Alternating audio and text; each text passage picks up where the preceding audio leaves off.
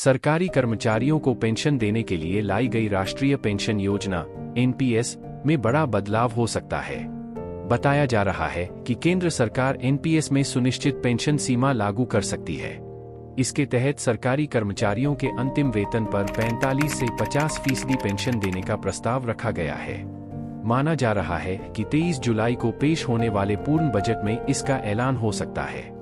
गौरतलब है कि पिछले साल सरकार ने नई पेंशन स्कीम की समीक्षा करने की बात कही थी और इसके लिए वित्त सचिव टीवी सोमनाथन की अध्यक्षता में समिति गठित की थी।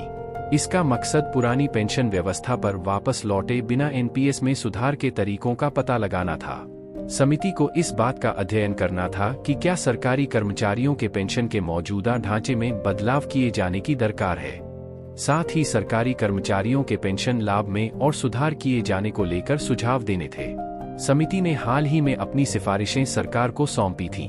बताया जा रहा है कि सरकार समिति की मसौदा रिपोर्ट को इस बजट में लागू कर सकती है। पिछले दिसंबर में वित्त मंत्रालय ने यह भी स्पष्ट किया था कि सरकार पुरानी पेंशन योजना की तरफ नहीं लौटेगी। कर्मचारियों को कितना फायदा होगा? बताया जा रहा है कि प्रस्तावित मसौदे में सरकार किसी कर्मचारी के अंतिम वेतन का न्यूनतम 45 से 50% सुनिश्चित पेंशन राशि देने की घोषणा कर सकती है।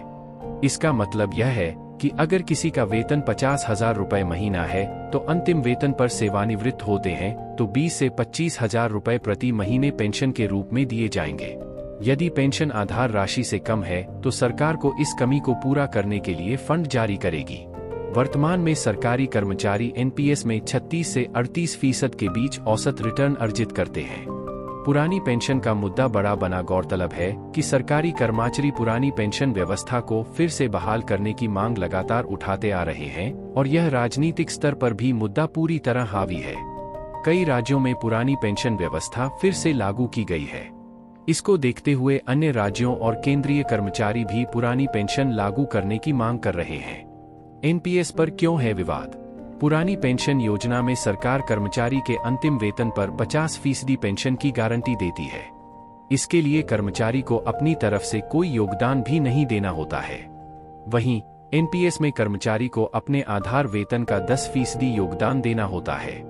वहीं सरकार 14% योगदान भरती है। एनपीएस बाजार से जुड़ी योजना है जिसमें सुनिश्चित पेंशन राशि की गारंटी नहीं होती है। नई पेंशन स्कीम कब लागू हुई थी? सरकारी कर्मचारियों को साल 2004 से पहले पुरानी पेंशन योजना के तहत सेवानिवृत्ति के बाद एक तय पेंशन मिलती थी। यह पेंशन सेवानिवृत्ति के समय कर्मचारी के वेतन पर आधारित होती थी। इस योजना में सेवानिवृत्त कर्मचारी की मौत के बाद उसके पारिवारिक सदस्यों को भी पेंशन मिलने का नियम था। एनडीए सरकार ने अप्रैल 2004 के बाद नियुक्त होने वाले कर्मचारियों के लिए पुरानी पेंशन योजना को बंद कर दिया था और इसकी जगह नई पेंशन स्कीम लागू हुई थी। बाद में राज्यों ने भी नई पेंशन स्कीम को लागू कर दिया।